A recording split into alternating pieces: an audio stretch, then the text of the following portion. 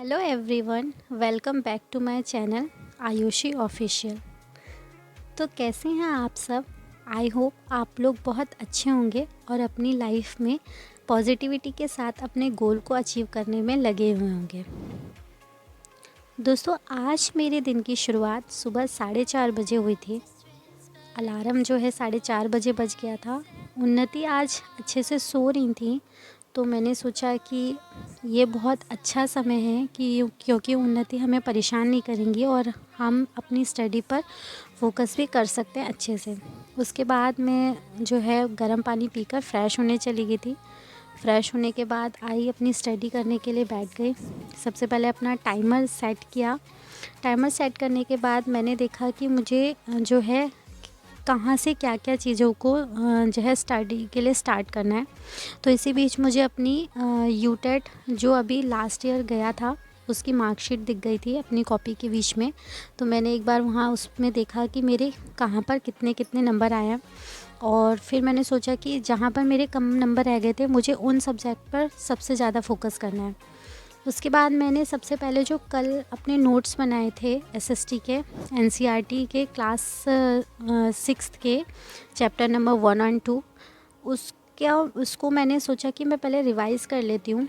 तो मैंने अच्छे से रिवाइज़ कर लिया। अब मैं पर डे ऐसा करूँगी कि जितने भी नोट्स पर डे वीडियोस देखूँगी उसको अगले मतलब आज पढ़ाए अगले दिन फिर से रिपीट करूँगी। तो इससे क्या है, मेरे माइंड में चीज़ों को सेट होने में आसानी हो जाएगी और चीज़ें मुझे अच्छे से क्लियर होती जाएंगी।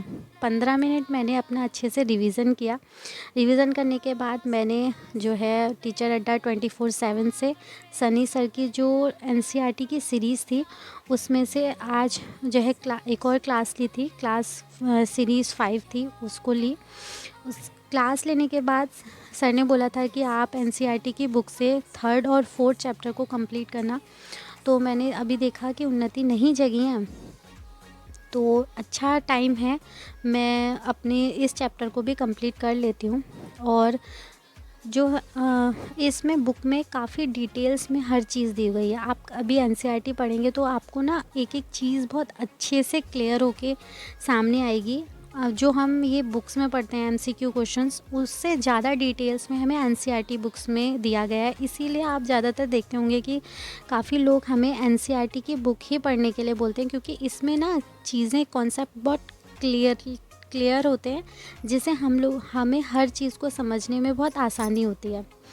पता ही नहीं चला कि 2 चैप्टर पूरे करने में कितना समय लग गया। और उन्नति भी जग गई थी। उन्नति के पापा को भी ड्यूटी जाना था, तो उनको भी जो है उनके लिए भी चाय वगैरह की रेडी करके उनको भेज दिया।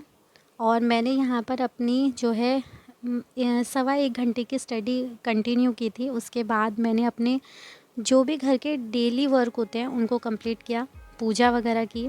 फिर पूजा करने के बाद जब मैं नाश्ता करने बैठी तो मुझे लगा लीजिए जो मेरा सुबह का ब्रेकफास्ट होता है 11 बजे होता है, क्योंकि मेरे को इतना काम हो जाता है, उन्नति भी देखनी है, झाड़ू पोछा भी लगाना है, सारी चीज़ें हैं, बहुत ज़्यादा वर्कलोड हो जाता है। जिस वजह से मेरा जो मतलब ये लगा लीजिए जिस टाइम लोगों का लंच का टाइम होता है उस समय मेरा ब्रेकफास्ट का समय होता है। जबकि मेरी बच्ची अभी छोटी है, मुझे तो टाइम टू टाइम खाना खा लेना चाहिए, बट इतना नहीं टाइम हो पाता, क्या करें, कोई बात नहीं।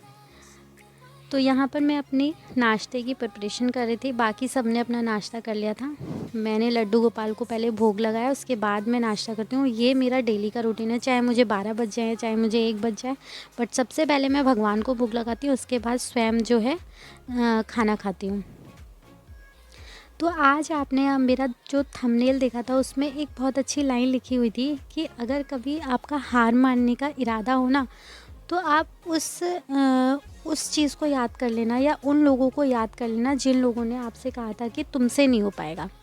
तो वाकई में दोस्तों, अगर लाइफ में कभी हार मानने का मन करे ना, तो ऐसे लोगों के बारे में सोच लेना जिन जिन लोगों ने आपसे कहा था कि तुमसे नहीं हो पाएगा। तो आप ऑटोमेटिकली अपने गोल को अचीव करने के लिए जो है तुरंत जागरूक हो जाएंगे और लग जाएंगे।